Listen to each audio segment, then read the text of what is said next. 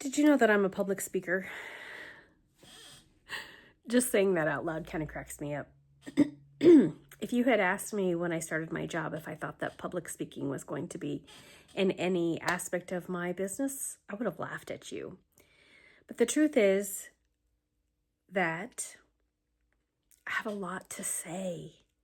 You know, I've been calling myself a change maker for the last year or so, but I almost wonder if I need to alter that and describe myself as a disruptor.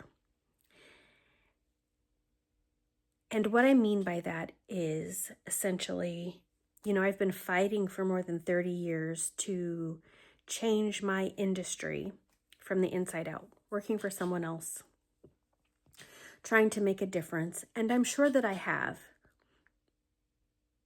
to some people, but really trying to make an effectual change in the industry from the inside out, I've pretty much been powerless to do big things.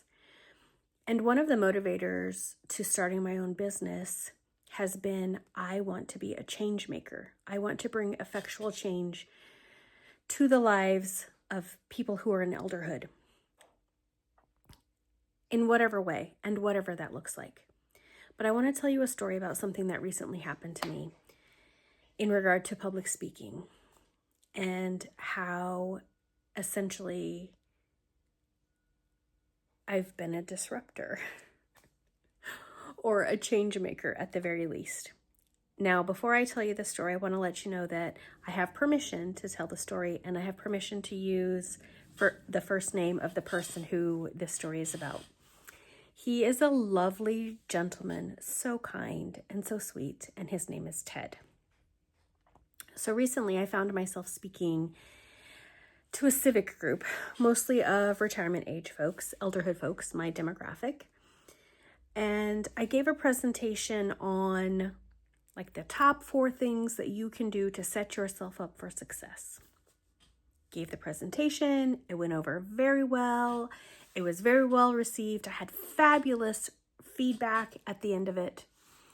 And a couple people reached out to me, needing some consultation services. And then I just went on my way. Fast forward several months, 2 months, and my friend Ted, new friend, but Ted from that civic group, from that speaking opportunity that I had, came to me and he said, "Your speech, your presentation profoundly impacted me because I realized," I'm going to get emotional. He said that he realized that his happiness could be so much better and so much greater. His safety and security could be expounded upon if he made a couple of lifestyle changes. Most importantly, being that he felt it necessary to move. And not just move across town, not just move to a new house, but to move states, to move from the state that we are currently in to where the majority of his family is residing. Now, Ted, the guy in question, said that he feels very lonely and isolated currently, as he doesn't really have a whole lot of family around him. He said that what was significant about my presentation really drove home the point that he is unsupported and does not have a system set up to meet his psychosocial needs. So he's isolated, he's lonely, he's depressed, he's unsupported. He feels kind of like an island out here in Tennessee, but that if he made some changes and was able to move to where the majority of his family is, he would have the loving support of his kids and his grandkids and all of the amazing things that goes along with that. The psychosocial aspect, the feeling like you have support should something happen, the relationship building of having grandkids and kids around you, and even in his case, great grandkids around him. And when Ted told me all these things, my heart was just immediately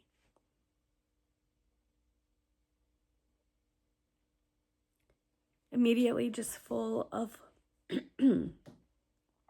appreciation for him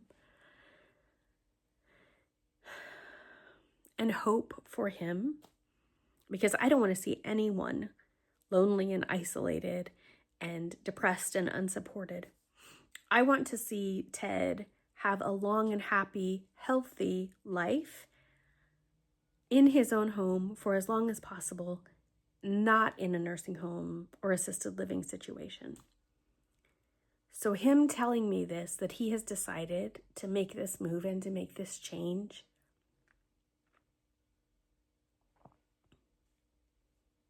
just reiterated the fact to me that I am making a difference in my community, that I am being a change maker, that I am essentially being a disruptor, which is exactly what I set out to do. But for Ted, I'm going to miss him. I belong to a couple of groups that he belongs to.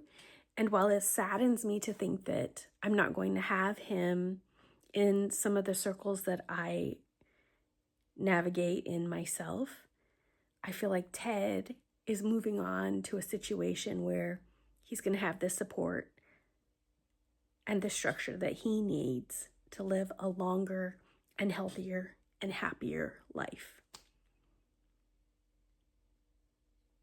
I'm so grateful for him, and I'm grateful that he listened to what I had to say, first of all.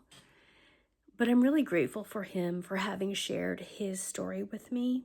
I'm really, really grateful that he allowed me to be able to share it with you as well.